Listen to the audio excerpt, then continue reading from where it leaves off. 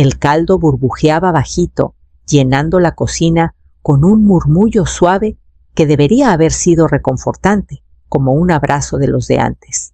Yo removía, sin probarlo de verdad, echándole sal como a Adrián le gustaba, cuando era chiquito, un pellizquito más de lo que yo aguantaría.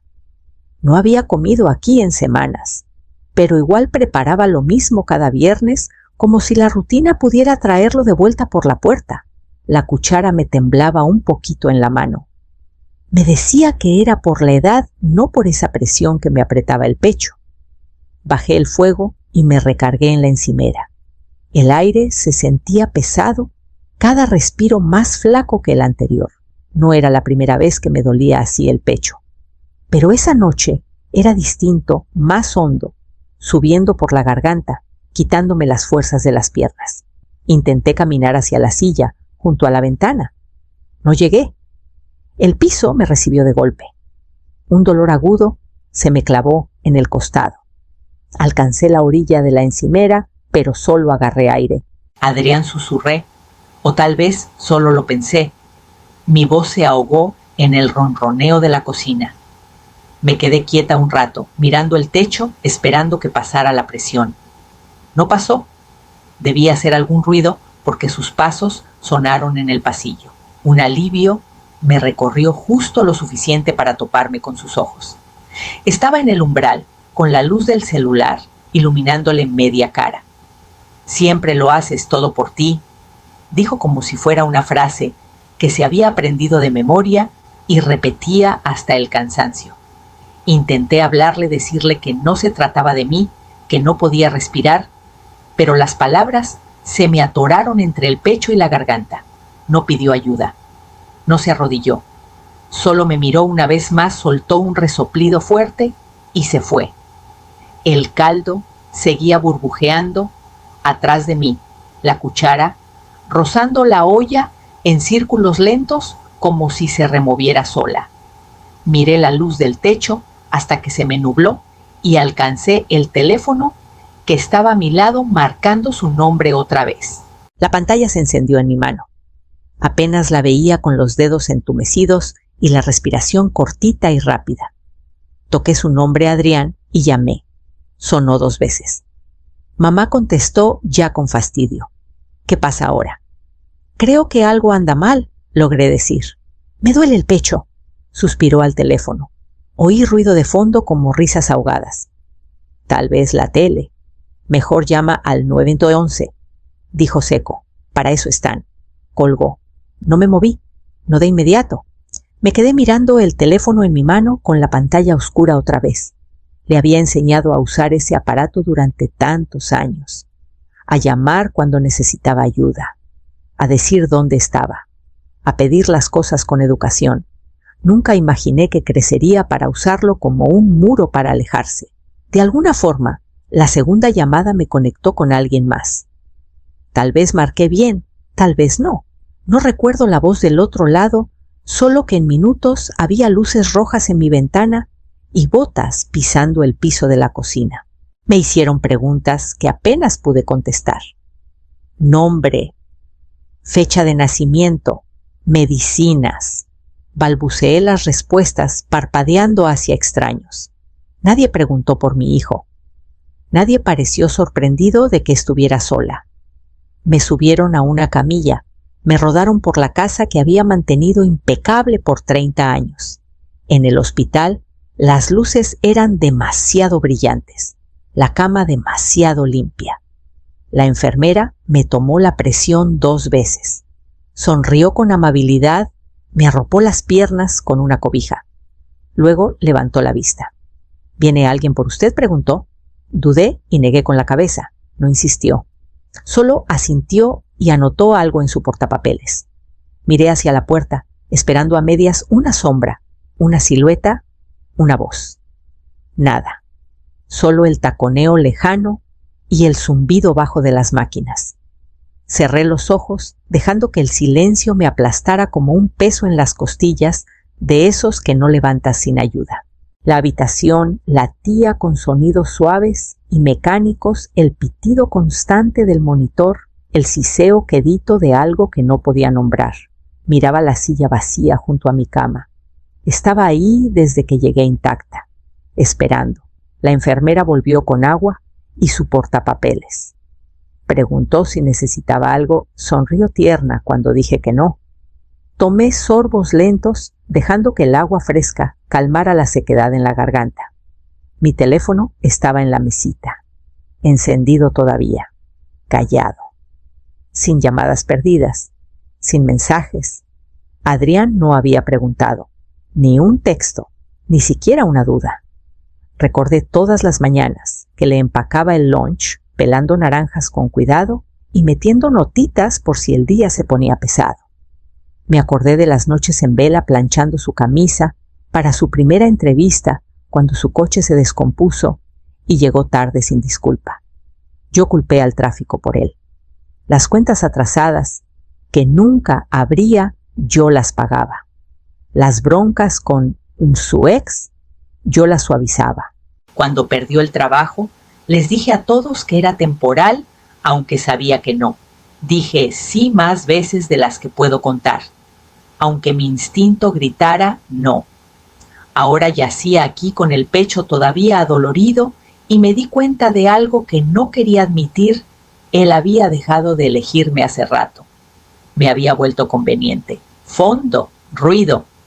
La enfermera regresó para ajustar el suero. Me aclaré la garganta. ¿Quién está como mi contacto de emergencia?, pregunté. Revisó la ficha.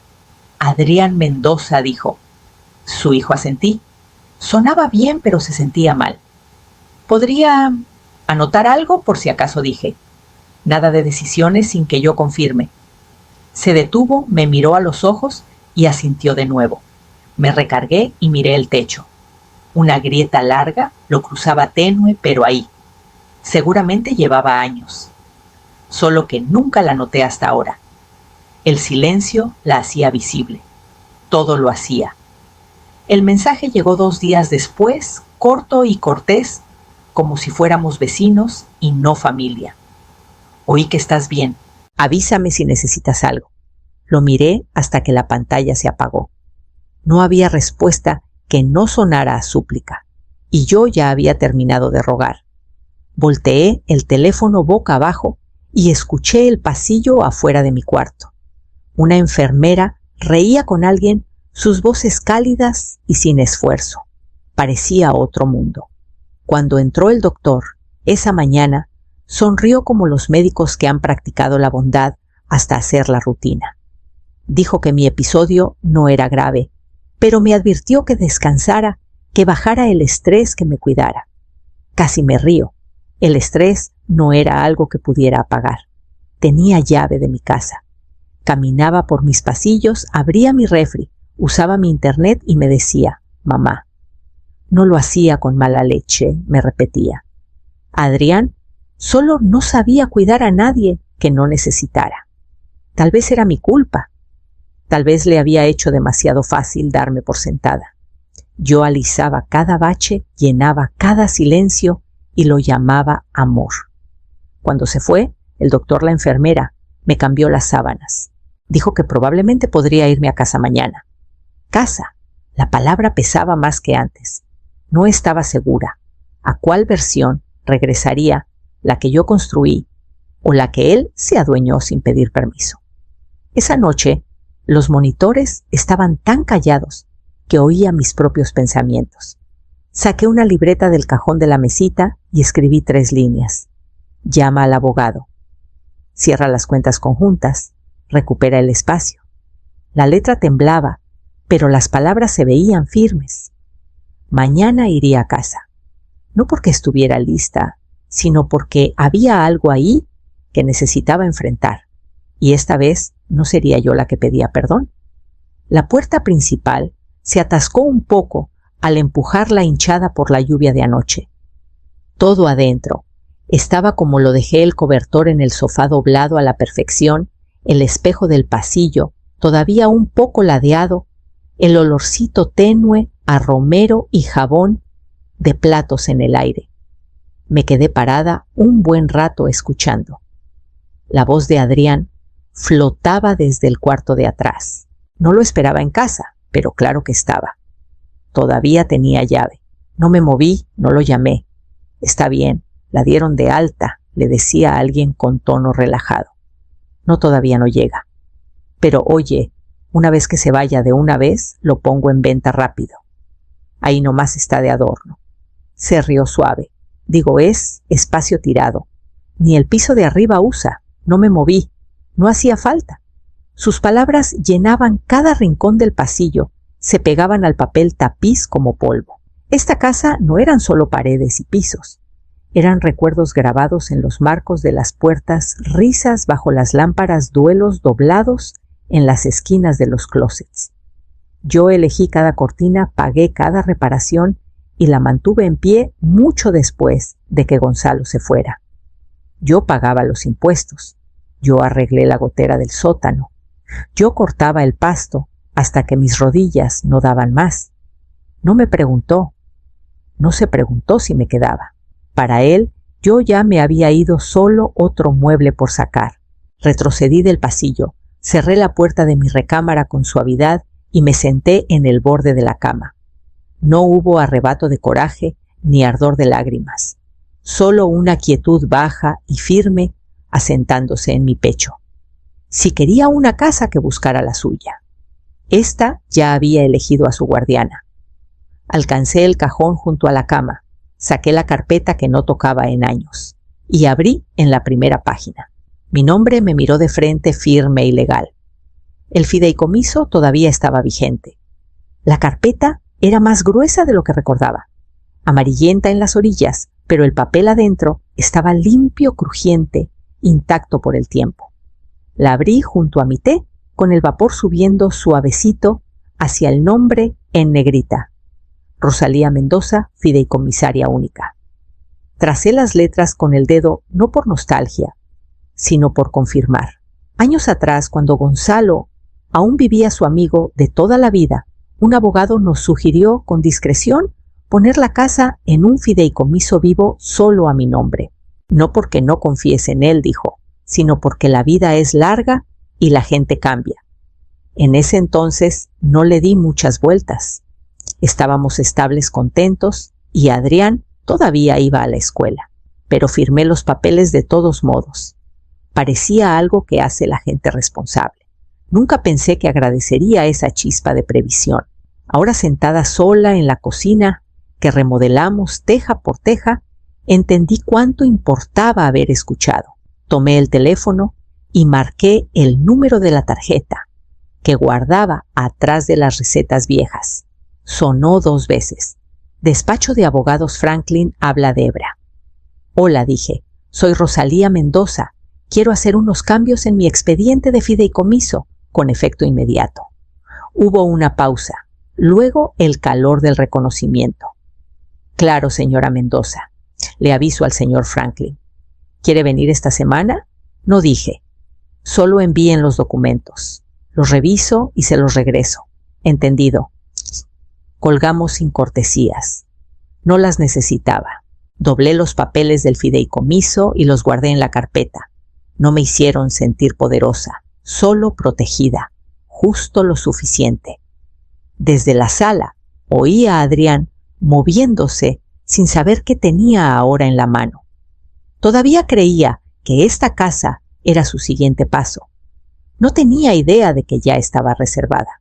El cerrajero llegó temprano, pasadas las 7. Trabajó rápido, apenas habló y no hizo preguntas. Para las 8:30, todas las llaves que Adrián había copiado eran inútiles. Le pagué en efectivo unos 500 pesos y le di las gracias. Se quitó la gorra, no dijo nada y se fue antes de que hirviera el agua para el té. Barruí el porche despacio, quitando las hojas que el viento trajo de noche.